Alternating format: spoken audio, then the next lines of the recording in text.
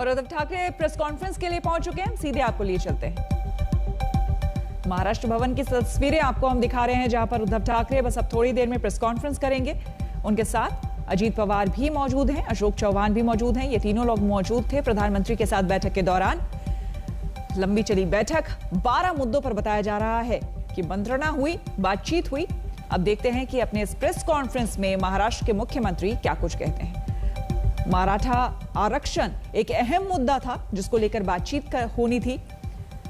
तूफान को लेकर भी, वहां पर जो तूफान आया था उसके बाद की त्रासदी को लेकर भी बातचीत करनी थी। कई अहम मुद्दे थे जिसको लेकर देशाच्या माननीय पंतप्रधानांना भेटण्यासाठीच आम्ही तिघही इथे आलो। सोबत आमच्या आपल्या राज्याचे मुख्य सचिव देखील आहेत आणि भेट ही अधिकृत होती।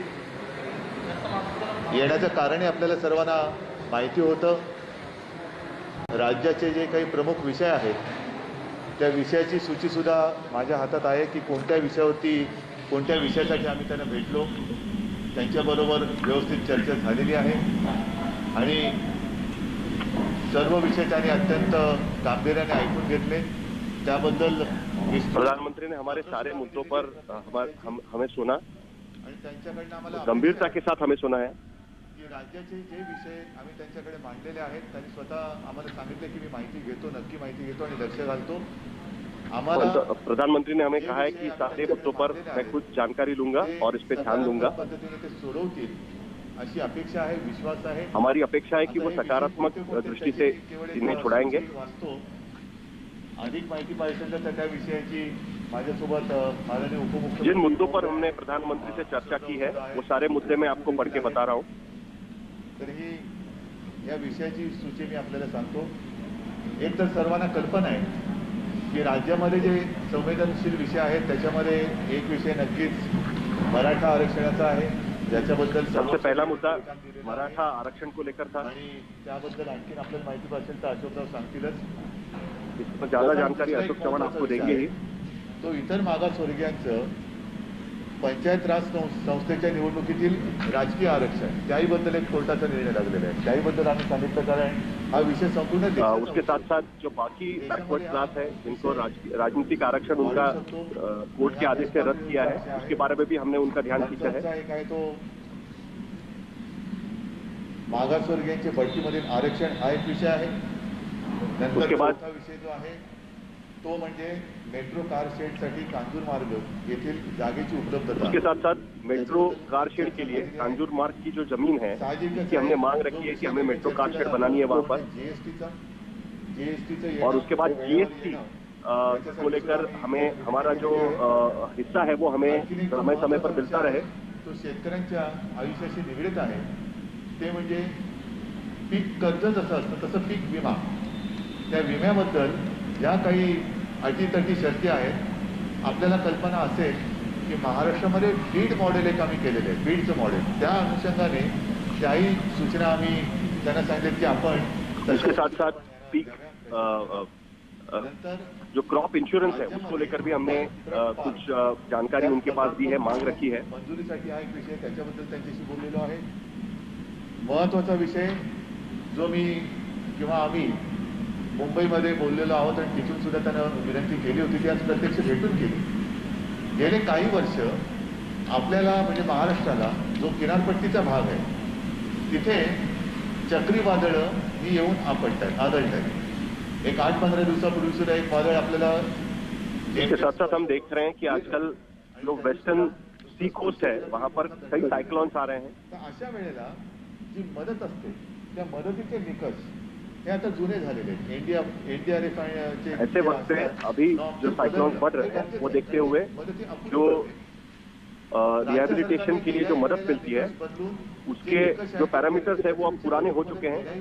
याही वेळेला केली पण हे निकष मुळामध्ये एनडीआरएफचे बदलले गेले पाहिजे। ये पैरामीटर्स बदलने चाहिए, ये भी मांग हमने उनके पास रखी है। तो मिळण्यासाठी एक आहे शहरी स्थानिक संस्थांसाठी, तसंच 14व्या वित्त आयोगातील थकीत निधीची परफॉर्मन्स ग्रँट हा बोललो तोच विषय आहे। आणि आणखी एक महत्त्वाचा विषय जो प्रत्येकाचे एक दिवस असतात, पर्यावरण दिन असतो, आणखी काही दिन असतो, तसं आपल्याला सर्वांना कल्पना आहे की एक मराठी भाषा दिन असतो।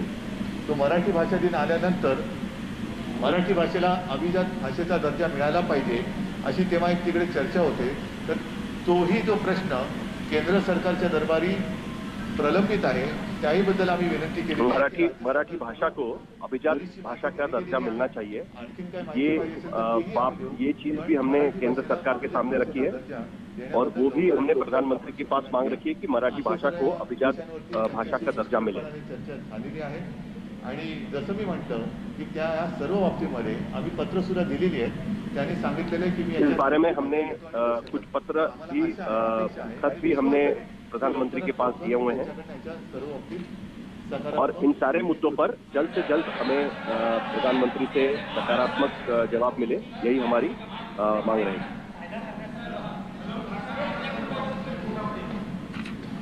सम्मान्य मुख्यमंत्री जी, सम्मान्य उपमुख्यमंत्री जी, मुख्य सचिव, सम्मान्य खासदार, मीडियाचे इलेक्ट्रॉनिक आणि प्रिंट मीडियाचे सर्व सन्मान्य मंत्री, मुख्यमंत्र्यांनी विषद केल्याप्रमाणे महाराष्ट्राच्या अनेक महत्त्वाच्या विषयांवर या ठिकाणी मुख्यमंत्र्यांनी आम्ही सन्माननीय प्रधानमंत्र्यांची चर्चा केली आणि मराठा संदर्भामध्ये जो विषय आहे त्याला मी कल्पना दिली की 5 मे 2021ला सर्वोच्च न्यायालयाने मराठा आरक्षणाच्या बाबतीत प्रतिकूल निर्णय घेतल्याचं आम्ही त्यांना नमूद केलेलं आहे.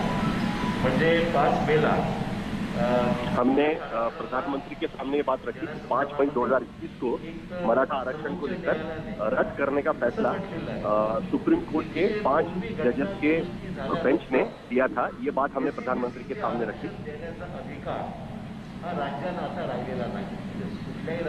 उस फैसले की वजह से अब किसी भी समाज को आरक्षण देने का अधिकार अब राज्य के पास नहीं है.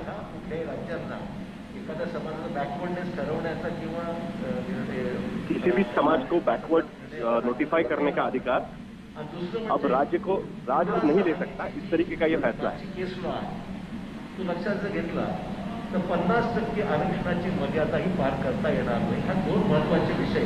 आता याची बॅकग्राऊंड आम्ही त्यांना विस्तृत सांगितलेली आहे, परंतु और उसके साथ साथ 50% की जो लिमिट है वो भी नहीं क्रॉस कर सकते. ये बात भी उसमें सामने आई. त्या पार्श्वभूमीवर आम्ही पंतप्रधानांना विनंती केली की तुम्ही जे रिव्ह्यू पिटिशन केंद्राने जे दाखल केलेलं आहे सुप्रीम कोर्टामध्ये, त्या जजमेंटमध्ये त्या रिव्ह्यू पिटिशनमध्ये केवळ राज्यांना अधिकार बहाल करण्यासंदर्भातला विषय हा थोडा कामाचा नाही आहे. राज्यांना अधिकार असले पाहिजे, राज्यांना एखाद्या समाजाचं बॅकवर्ड ठरवण्यात इतपत अधिकार असले पाहिजे त्यात आमचं दुमत नाहीच आहे. परंतु फक्त अधिकार प्रदान करून उपयोग होणार नाही. जोपर्यंत 50% आरक्षणाची मर्यादा की जोपर्यंत शिथिल करण्यात येत नाही, काढून टाकण्यात येत नाही, तोपर्यंत राज्याला अधिकार देऊन सुद्धा तो हमारी मांग ये है कि सिर्फ राज्यों को बैकवर्ड क्लास नोटिफाई करने के अधिकार मिलने चाहिए. ये रिव्यू पिटिशन में आपकी तरफ से जाकर नहीं होगा, लेकिन ये 50% की जो लिमिट है आरक्षण की वो भी हटानी होगी. हा सर्वोच्च न्यायालयामध्ये झाला पाहिजे, केंद्राकडून झाला और पाहिजे. केंद्र सरकार की तरफ से जो रिव्यू पिटिशन फाइल किया गया है उसमें ये बात भी रखी होनी चाहिए कि 50% की जो लिमिट है वो हटे. सुप्रीम कोर्टामध्ये हे रिव्ह्यू पिटिशन राज्यात रिव्ह्यू दाखल करणारच आहे.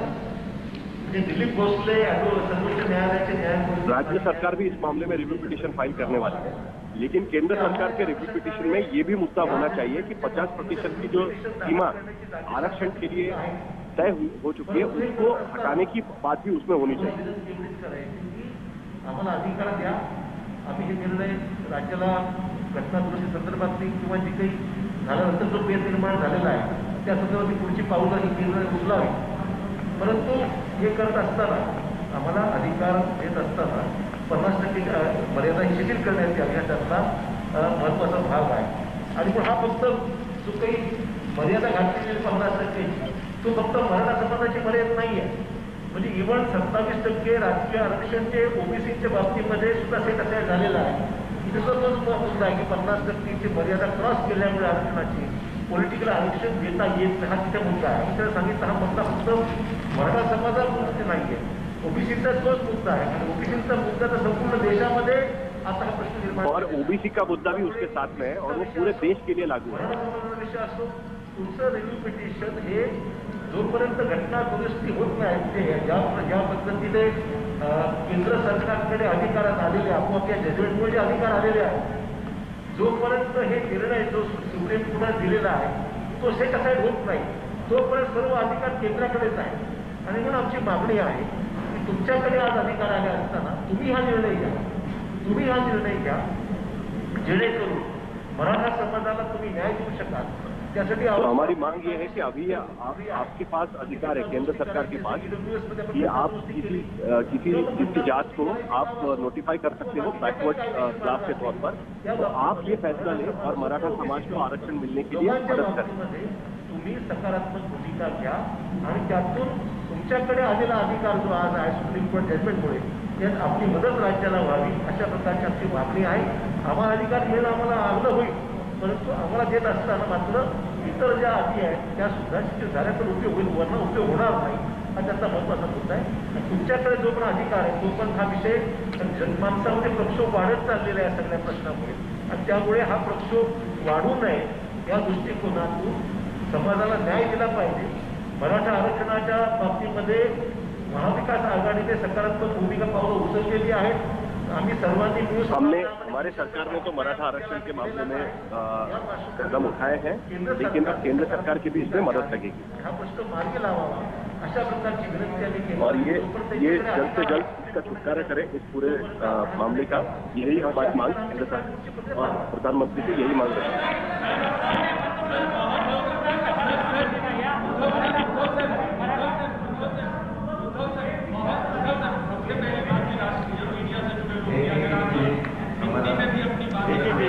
आता अशोकराव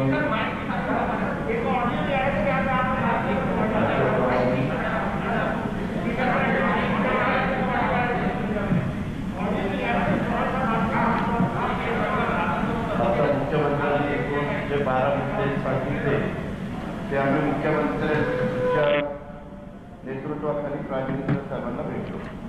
त्यामध्ये 12 मुद्द्यामध्ये आम्हाला अकराला भेट दिली होती. जवळपास 12:30पर्यंत 1.5 तास त्या विषयाच्या संदर्भामध्ये चर्चा झाली.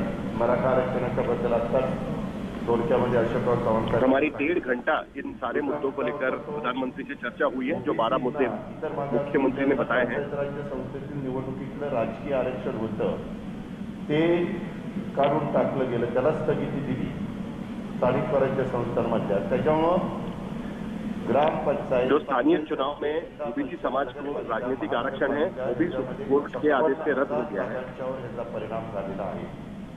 आम्ही की भारत सरकारने 2011 मध्ये ACCC जो त्याची माहिती पर उसका असर होता है.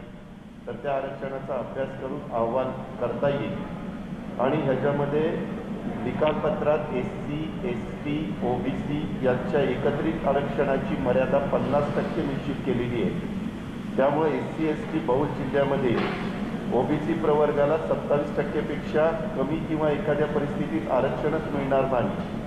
तर SC, ST ये जजमेंट में भी जो आरक्षण है उसकी लिमिट 70% की है जिसकी वजह से ओबीसी समाज को कई ऐसे जिले हैं जहां पर SC और ST आदिवासी और दलित समाज का जहां पर ज्यादा लोग हैं बहुसंख्या है वहां पर ओबीसी समाज को 70% का आरक्षण नहीं मिल पाएगा.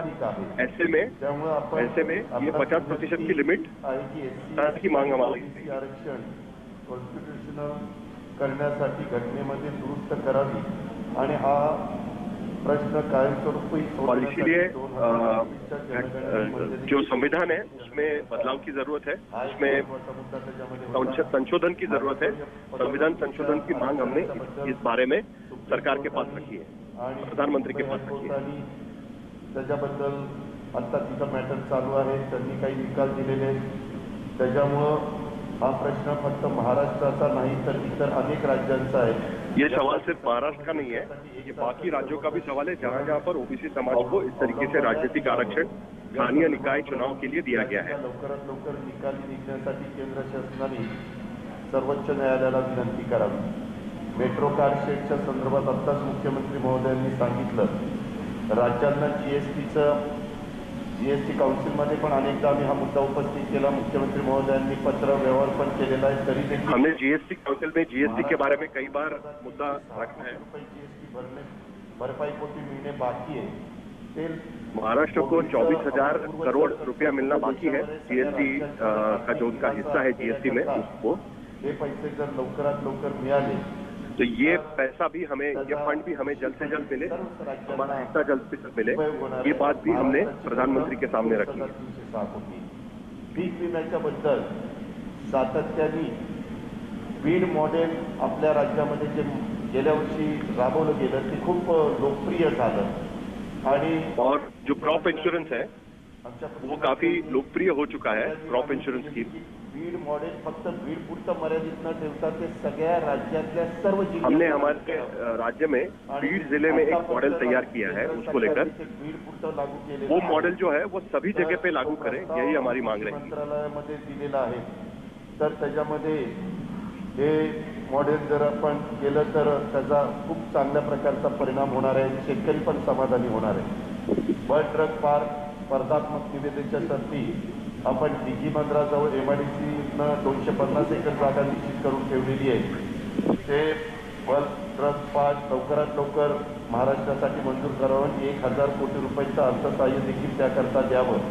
हा पार्क सुरू झाला तर औषध उसके साथ साथ जो साइक्लोन के वजह से महाराष्ट्र में नुकसान हुआ है उसके लिए 1,000 करोड़ का सहाय्य हमें दे, ये भी मांग हमने रखी है प्रधानमंत्री के सामने. त्याच्यात केंद्राची पण सहकार्य जर राहिलं तर आणखी ते चांगलं होईल.